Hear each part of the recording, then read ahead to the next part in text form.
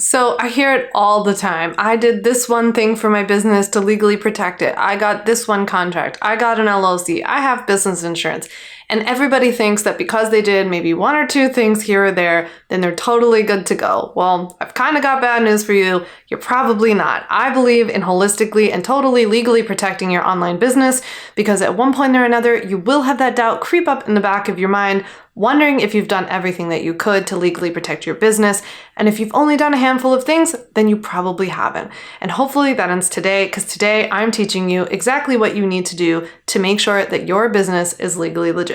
I'm Vander, an attorney turned entrepreneur who helps online coaches and creatives legally protect and grow their online businesses using my DIY legal templates and my Ultimate Bundle program. And you can catch me here each week on YouTube sharing my best legal tips and business building hacks, I guess we'll call them, every week here on YouTube. So make sure you hit subscribe and ring the bell if you want to know every time that I post a new video. So back in 2017, when I started my online legal business, I started teaching people that it's not just like one thing, right? There's never one thing in your business that you're going to get in place that will ultimately and completely legally protect you without all of the other things working to legally protect you as well. So back in 2017, I started calling this the legally legit trifecta, like a little triangle, because we have to protect you really from all angles. Otherwise, we're leaving a gaping hole in which people can slide in and try to sue you, which I talked about last week in my video all about what to do about if someone sues you and how to prevent it. But we want to make sure we never even go down that path as much as possible. So today I'm going to teach you 5 things that you've got to have in place if we want to make sure that you have completely and holistically legally protected your online business. So let's get into it. Number 1, you've got to formally and officially register your business in the state where you live and work. So I'm talking to you, people in America. If you're outside of the US, in Canada, you can substitute anytime I say LLC for incorporation, but otherwise you're going to want to talk to an attorney who knows more about where you live, because I'm an attorney based in the United States. But here we want to make sure that we register our businesses in the state where we live and work. So the reason that we register our businesses, yes, is to become legit. And yes, it's to not just have our thing be like a hobby or something like that. But it's also because the step of actually registering your business, at least in America, is all about personally separating yourself from the business. So if we don't register our businesses, then we essentially expose ourselves personally to whatever happens in our business, right? So if somebody sues our business and we're not registered, then they can just sue us as a person. And that means that anything that you have or anything that your name's attached to or anything that you could have would be at risk. And we don't want to do that. We want to create essentially like a little bit of a wall, a bit of a separation between you and your business. And in America, registration is how we truly get that done. So there's really only one kind of business entity that offers you any sort of actual personal liability protection, which is what that personal separation is called. And that's an LLC, a limited liability company. So in every state in America, there's a process you can go through your state's website, file a form, follow any of the steps that they require. But in general, an LLC is just a type of business entity that you register when you decide to register your business. So when you go to register your business, it's kind of like you're deciding to build a house. And when you build this house, you essentially have to decide ahead of time with the architect and engineer and whoever else that you have a certain structure to the house, right? So you know ahead of time when you're building a house, if it's going to be a multi-story structure, if it's like a ranch style home, if you're building an apartment building, you know ahead of time what all of that is. And you have to pick that structure, that framework, and that foundation before you can go on to the steps of decorating and styling and all of that kind of stuff, which is the more fun stuff, I know. So in online business, I kind of see that as like the picking out your logo and doing branding and doing your website and all of the really fun things that we all look forward to. You've got to take care of the foundation first. And that starts with registering your business, picking that foundation, picking the literal, figurative, and legal structure of your business is the number one step to actually legally protecting yourself and your business. Of course, you've got to consult with your own attorney to make sure that an LLC is actually right for you, to understand all of the pros and cons when it comes to you and your business, and especially where you live, because LLCs look a little bit different in every state. Some states are more expensive, Some states are not. So you just have to look into that. I do go into it more in my free legal workshop, 5 steps to legally protect and grow your online business, which you can check out in the description below. But if you need personalized legal advice, you'll definitely want to consult with somebody near you. Okay, let's go on to step number 2. One of the best things that you can do to make sure that your business is legally protected and that you're operating on the up and up is that you should very early on learn what your scope of practice is and then stay in it. So I talked about this a little bit in last week's video, and I also talk about it in my episode number 2 of my podcast on your terms, but it is super important that you go deep into understanding what your scope of practice is. So what scope of practice? Scope of practice is what you're legally allowed to do based on how you're licensed, qualified, educated, but also how your state defines those things. So your state might say that for someone to be considered a nutritionist, they have to do X, Y, and Z, and another state might have it defined differently, right? Just like one state might define what only a doctor can do, or only what a physical therapist can do, or what a personal trainer can do.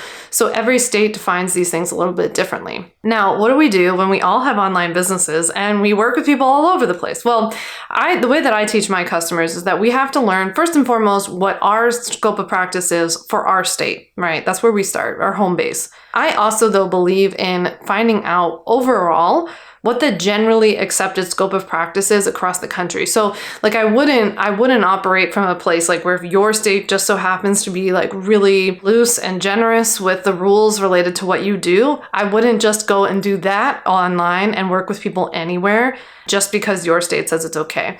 My concern as an attorney is that somebody would accuse you of the unauthorized practice of medicine, law, finance, therapy, whatever, in the other state, the state where you're entering into an agreement with a client. So the way that I like to approach this, because I personally like to sleep at night, and most of my customers do too, is just to design a business that's cool across the board. So the way that we do that is by looking at what's going on in the world of our practice. What are some of the laws that are coming out? And honestly, this has not been an issue for any of my customers. They've been able to clearly look at this, especially with all the resources that I give them inside the Ultimate Bundle, and they can figure out exactly what they can and can't do. Now, if you remember, step number 2 had a second part. There was a little 2B in there that was to not only find out what your scope of practice is, but then actually to stay within it. So this is something that I talk about a lot, and it is really, really important that we don't just learn what our scope of practice is, tell everybody we're not a doctor, we're not a lawyer, we're not a therapist, we're not a financial advisor,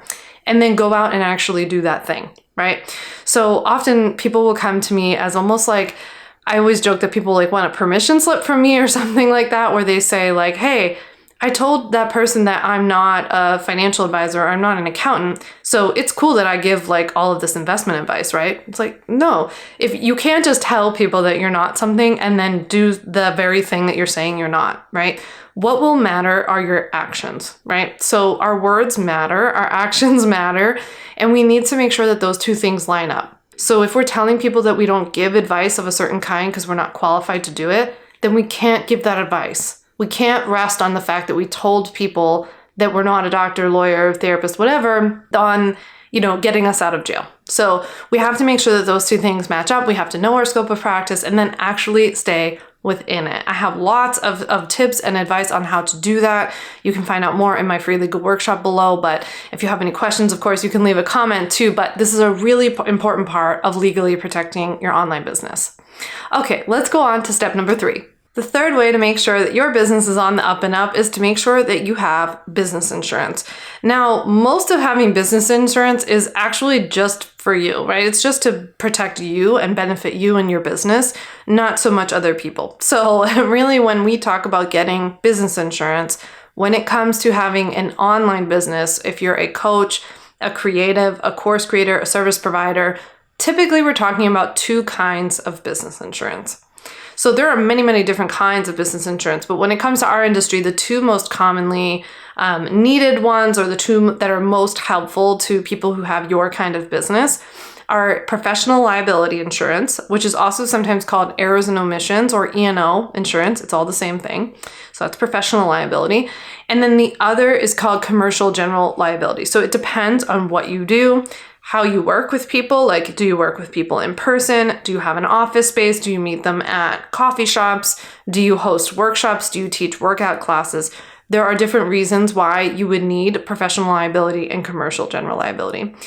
Overall, every coach that at least I'm aware of needs professional liability insurance because that's the one that covers you from actions that come from the result of your work with people. So to my customers, I call it oopsies insurance because it's the kind of insurance that you need and that you use when a client says that they've experienced some bad result as a result of working with you, right? So if a client reaches out to you and they say, I got this terrible rash or I developed an allergy or something because of something that you told me to eat, and they end up suing you for that, that's the kind of thing that would fall under your professional liability insurance as long as it's covered by your policy. But those are the kinds of cases that come up most often. Commercial general liability is something that people can use more for physical liability. And so that kind of depends on how, where, and when that you're working with people. My best tip is to get in touch with a business insurance agent. Find someone who is willing to listen to you and will really sit down and understand who you are and what you do and how you work with people. And be as thorough and descriptive as possible about how you work with people. So if you only work with people online, if you mix online, virtual meetings with in-person, if you're teaching fitness classes, if you're building out a virtual fitness membership, tell them all the different offerings that you have and how those things are actually delivered to the customer. It's really important. And if you're somebody like me who's really content driven and is putting out, YouTube videos and has a podcast and is on Instagram and doing all these different things, then it's really important to let them know that because there's also an additional layer of liability there of, sharing our stories online. So get in touch with the business insurance agent, tell them everything that you do, and let them tell you what kinds of business insurance you need. Step number 4 is making sure that you have all 3 website policies on your website and making sure that those website policies are actually legally legit. So the 3 main website policies that you need on your website are a privacy policy, website disclaimer, and terms and conditions. Those are the 3 website policies that you'll really ever need. Some people will put an earnings disclaimer separately. I just tend to bake them into my actual legal templates themselves, but those are the 3 website policies that you need. A privacy policy is the one that talks about how, why, when, where you collect people's personal information. Personal information can be something as simple as the person's name and email address. It doesn't have to be complicated. So if you collect anybody's personal information, if you're building an email list, if you have a contact me form, if you have a checkout process, there are all different kinds of things we have on our website, then you are legally required to have a privacy policy. And in that privacy policy, you have to do a number of different things, including telling people how you collect their personal information, how you store it, what kinds of actions you take, if any, to keep that information safe, how they can unsubscribe or get it out of your hands, how they can update that information, how they can contact you, and so much more. So it's really important that you get a lawyer-drafted privacy policy up on your website. The second kind of website policy is your website disclaimer. So that's really important in the online coaching and service provider industry because that's the document that we use to let people know who you are, what you do, and what you don't do, right? So making that statement and then being consistent with it on our website. But in our website disclaimer, we're also disclaiming for other stuff, right? We're disclaiming liability, we're disclaiming third-party liability because we're linking to other people's websites and products and courses and all kinds of stuff. So we're disclaiming liability in general. Although in America, we can't technically block or prevent people from suing us, there are certain steps that we can do to try our best and to try to control it as much as possible if it does happen. And one of those places that we can do so for people who just visit our website is in the website disclaimer. Last but not least, the third website policy is the terms and conditions. So in the terms and conditions, we're kind of laying out like the rules for not only your website, but maybe even also your business and your purchase process. So at least in my terms and conditions legal template document, which is downloadable on my site, you can fill that out and put in, your sharing policy for your content and your purchase policy and setting the login and password rules. So if people can, buy a product on your website and then log in, are they allowed to share that login with somebody else? What happens if they do, or if you find out about it? all kinds of stuff. We can also set our return and our refund policies there. We can talk about our intellectual property and make sure that people understand that we will pursue that to the fullest extent of the law if people steal from us. And there are a number of other policies that we address in our terms and conditions. Just so you know, all 3 of those website policies are both included inside of the Ultimate Bundle. They're 3 of the 10 legal templates that are inside of my Ultimate Bundle program, and you can find any of them a la carte on my website at samvanderwielen.com/shop. I will also make sure that there's a link below. Okay, let's get to tip number 5. Tip number 5 is to only work with who you're really supposed to work with. So this is kind of piggybacking off of the scope of practice issue, but once we are really clear about who we are and what we do, we want to make sure that we're only working with people who actually not only need our help, but making sure that we're working with people who need the kind of help that we can provide, right? So if somebody comes to you, but they really need a doctor, right? And you're not a doctor and you're not establishing that relationship, or someone comes, to me, people send me emails all the time telling me they got sued or they want to sue somebody or they have this question or they want to register something. Can I do it for them? And it's like, oh, nope, I don't actually practice law anymore. I don't do legal services. I just sell legal products and templates. So I can't do that, right? So making sure that I don't even get into it with people who I can't help. And so it's really helpful to have some standard responses on hand just in case those things come up or in case people reach out to you. But it's also really important that you learn how to navigate those conversations with even like a client, who might have started out needing your kind of help, like something that fits within your scope of practice. But as you're continuing to work together, it turns into something a bit different. So it's really helpful for you to have like referrals and other resources on hand so that you can send this person to the place where they actually need to go to get the appropriate kind of help. Now, I've said it before, but I'm a prevention girl at heart. And so how can we make sure that we only end up working with people that we're actually, excited to work with, but also who we're qualified to help and that it's legally safe for us to work with? Well, I've created a brand new and free 3 email template pack and training resource for you called Pre-Qualify Before They Buy. You can get my 3 free email templates and the video training in the description below. And these 3 email templates are a goldmine because they will help you to properly onboard somebody who signs up for your sales or discovery call to make sure that they actually understand who you are, what you do, what you don't do, and even what your sales or discovery call is actually for and what it's not for, which is picking your brain.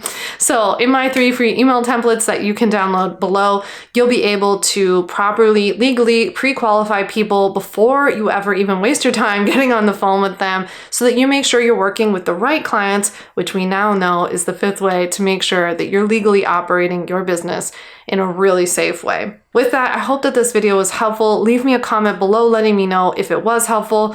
What was your number 1 takeaway? I would love to know. Until then, I'll see you next week. Make sure you hit subscribe on your way out.